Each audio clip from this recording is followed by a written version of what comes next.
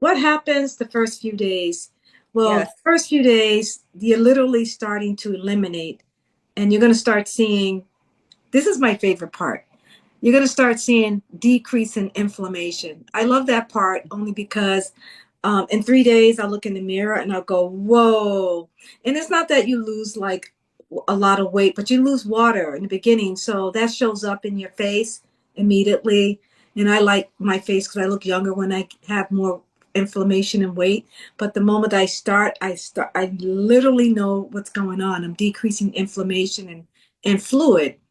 And that's a good thing because when you decrease inflammation, you actually have more energy and you look better and you feel better because you look better, right? Mm-hmm. And all of these things start to work. Like your liver says hello, your colon and your pancreas and your kidneys, and they all started like getting friendly with you and going to get their job done. The elimination, and so we have to help our organs out. While we're going through this detox as well, because it's all about repair. So our kidneys are going to start to eliminate that extra salt that you've been eating all this time. Your pancreas is going to start eliminating that extra sugar. You probably had sugar yesterday, knowing that you were going to do it today. And and your colon's going to say, "Whoa, where's all this food? Where's the bulk?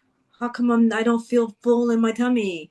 So that's starting to get ready to help you to eliminate. And your lymphatic system, guys, it's all about your bloodstream. It's all about your skin. It's all about the way you look. So your lymphatics is starting to help you out a little bit. So that's what's happening the first few days, the first week, I would say.